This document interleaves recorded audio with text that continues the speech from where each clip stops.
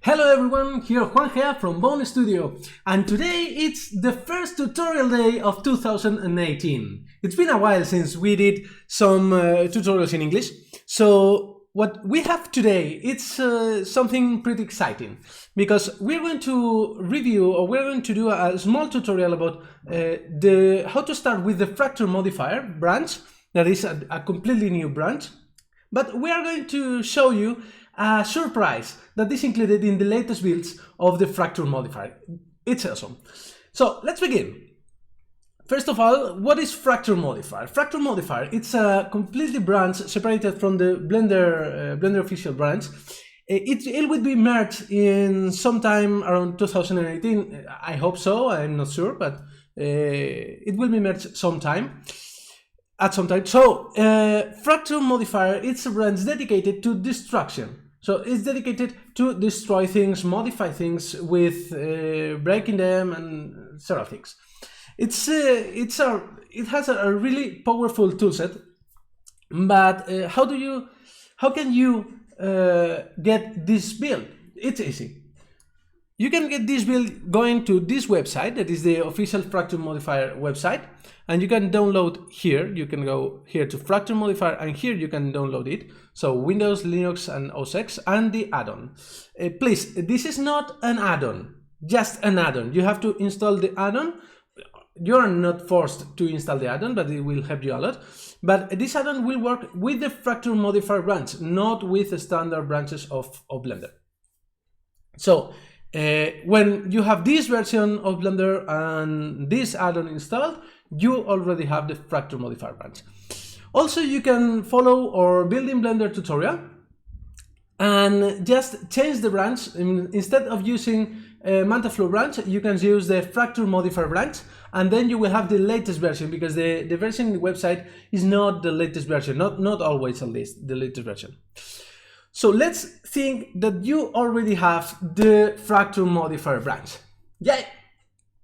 So, what is the surprise? I'm so excited. So I'm going to show you first the surprise, and after that I'm going to show you how to work how to start with the Fracture Modifier. I want to show you one thing, one pretty awesome thing. If I play this scene I have here, you can see this. And you will think, oh, okay, great. Is this something like Mantaflow? No, it's not Mantaflow. Ah, now I see. This is the flip fluid solver that was included. No, it's not a flip fluid solver. So what is it? Okay, they're just SPH particles. So I'm here. They are just SPH particles. Yes, they are just SPH particles. And why are you showing this to us, Juan? Well, it's awesome. It's awesome. Let me change one thing. I'm going to disable the render option and going to enable points. And as you can see, we have here the particle simulation. It's just an SPH simulation. But what if I go here, for example, here, here, and I go here to modifiers, and then you can see that I have a new, well, it's new, the Remesher modifiers that we all knew, but now we have a new mode that is Metaball. And if we enable Metaball, we enable particles. We're not forced to have any sphere, any geometry shape in the particles. Just we enable particles, we configure it with this. And after a little while, boom, we have an SPH fluid simulation method. This is awesome. If you want to see, let me show you the actual result, because I baked the result in Alembic. So let me hide this and show you this. And this is an SPH fluid simulation meshed in Blender. And it's great. It's awesome. It's awesome, guys. This is awesome. I've been waiting for this for so long. This is really awesome. we can go here to this frame, for example, and after we have applied the Remesher modifier, hello, it takes a while. Come on, come on, because I have configured this with a pretty high resolution. Okay, and if I show the object, this could help. Here we are. So after we apply the Remesher modifier, we can use the smooth, for example, the smooth modifier to smooth out the fluid and to do whatever we want to do. But this is great because fluid particles, Manta flow is awesome for many situations, but fluid particles can be really helpful in many other situations. Let's think, for example, I have a glass of water that I want a character to pick.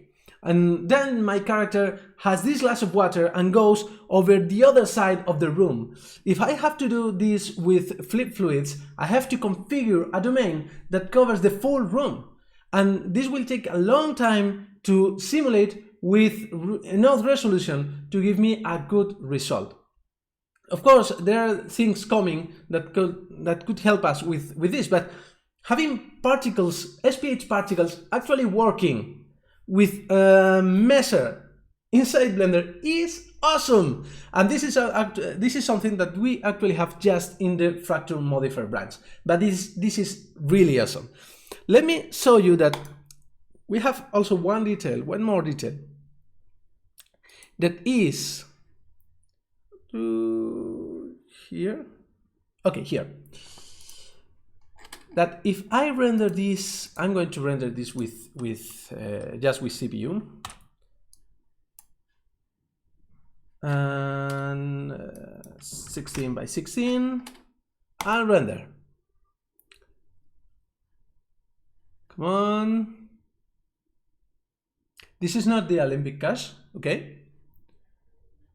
Come on. Okay. We have motion blur. Awesome. Awesome, guys. This is incredible.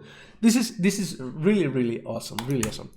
So right now the pity thing is that we don't have motion blur in Alembic fluid cache. This is a pity because I want to use the Alembic to cache all the fluid simulations, and that's it. Not just particle fluid simulation, but also okay, sorry. This is not the Alembic. This is the Alembic one.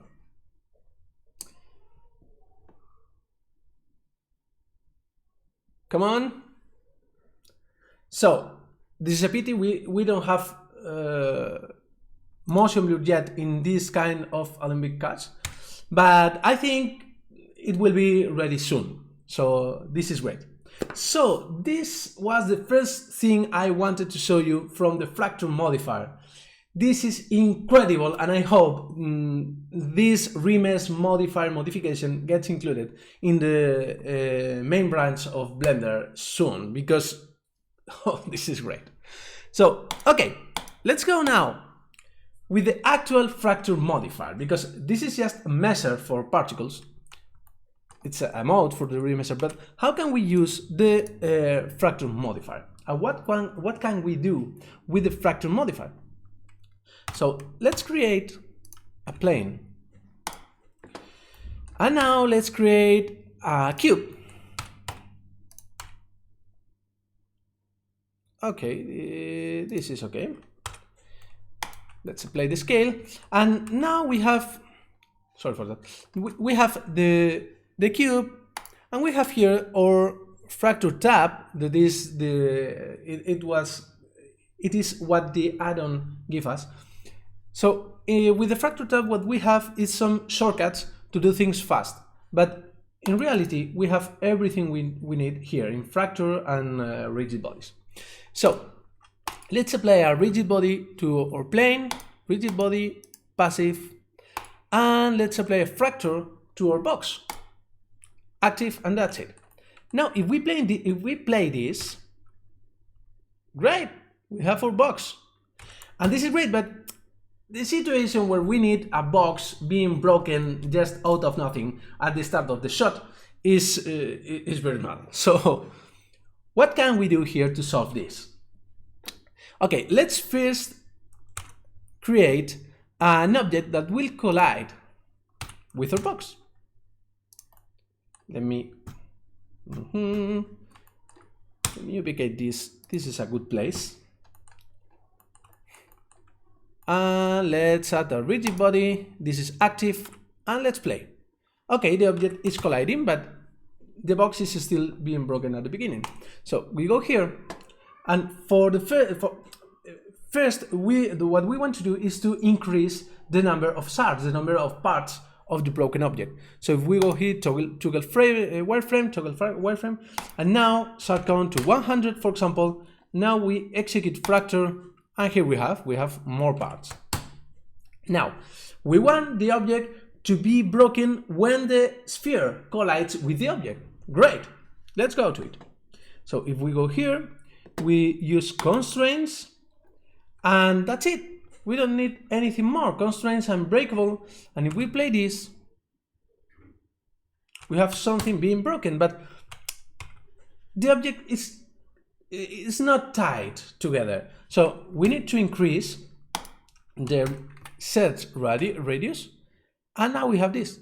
But the box is being hit, but it's not being broken. Why? Because we didn't give the box some rules to know when the pieces have to be broken and when the pieces have to be kept together. So if we go here, we have three options: percentage, angle, and distance. Please ignore the cluster options for now. We will see other options in future tutorials, but for now, let's ignore this. We have this. So what does this mean? The angle option is the one, the first we are going to use. Let's say we put an angle of 5, we play this, not enough, so an angle of 1, we play this. Now we have some parts being broken, while the rest of the box is completely solid. Why? Because at the moment of the collision, the angle that the part took with the collision was higher than 1 degree. So when some parts get an angle higher than 1 degree, then they will be broken.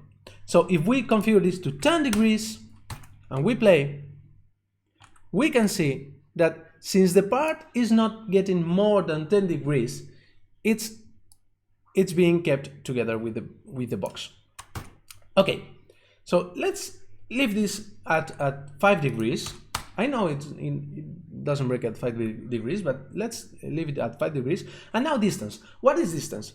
If we configure this to a small, very small value, let's try to 0.1. Okay, it gets broken, right? Why? Because when the ball hits the shard, this part of the object, the distance between this part and the rest of the parts of the object is higher than 0.01. So it gets broken. But just this part. If we lower this to 1 degree, then we have some more parts being broken. Let's increase this to 5 degrees, and yeah, 0.01 is okay. Now, what is percentage? If we go here and we put here 1% and we press play, suddenly all the box is being broken. But if we put here 25%, now all the box is being broken, but let me put, for example, 80%. The box is being kept together. What does this mean? We have a 100% of shards, of objects, of pieces of our object, okay? So if more than an 80% of the pieces are being broken, that means that all the object has to be broken, okay? So if just 10% of the pieces are being broken, then the rest of the object is going to be broken, okay? So for sometimes we can leave this to 90, and if the collision is very high, then the full object will be broken. We can increase, then we select the sphere and we can increase the mass of the sphere. We can put this to 10.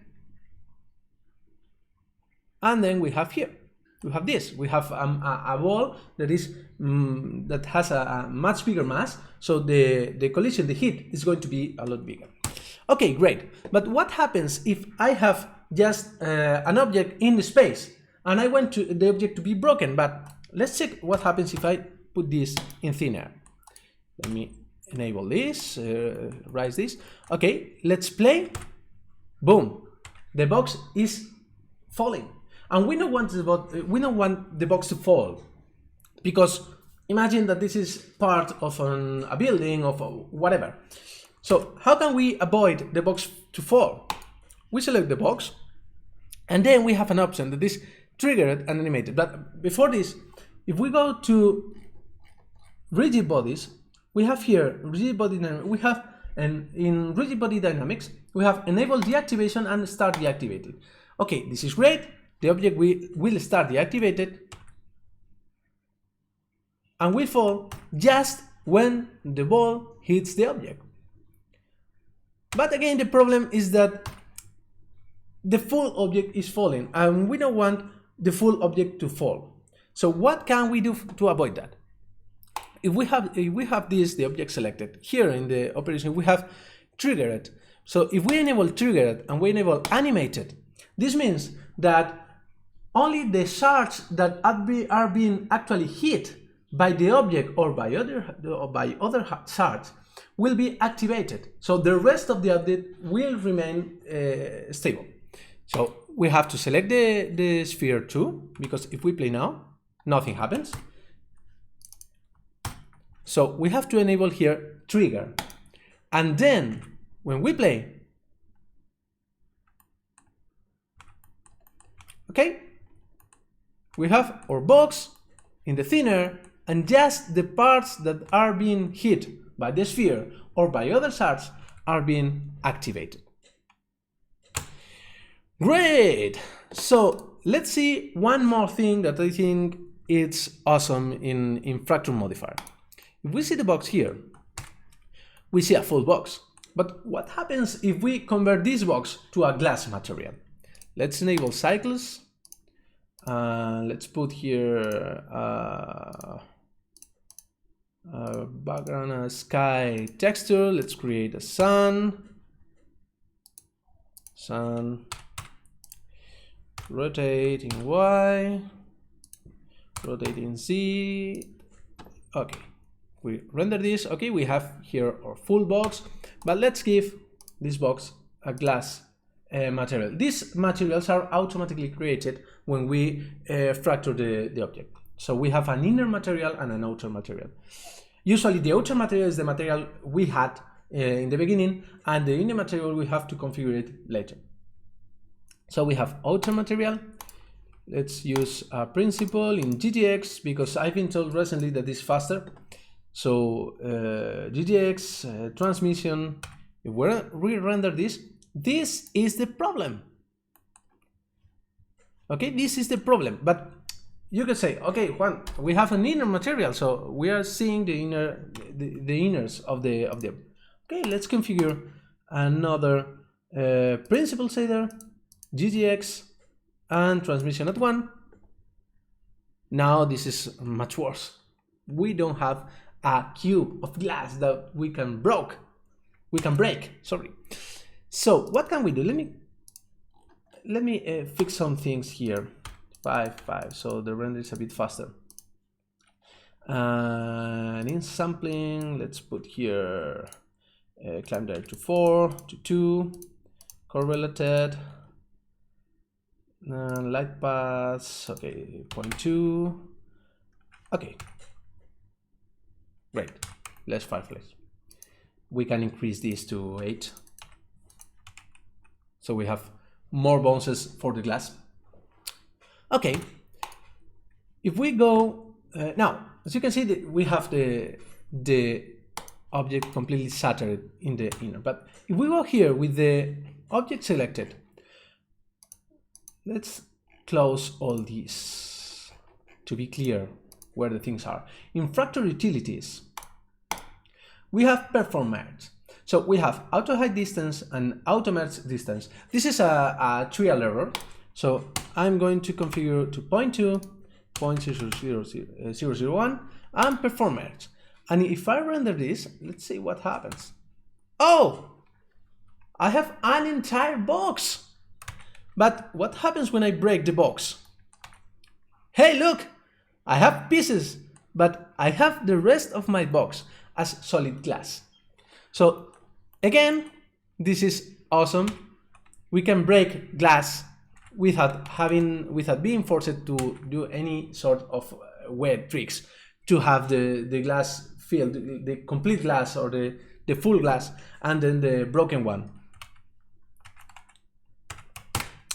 And I think that's it for today. We are already in 20 minutes limit. So that's it for today. In the second tutorial, we will see how to add more detail to the simulation and how to bend things and other amazing things that we can do with the Fracture Modifier. I hope you liked the tutorial and I hope you liked the new Remesher. Please, if you liked the video and you want to see more videos like this in Spanish or English, please press the like button, subscribe to our channel, and comment if you want us to do a specific tutorial for anything else, or you want to ask us whatever you want. So see you in the next video, guys. Thanks again. Bye.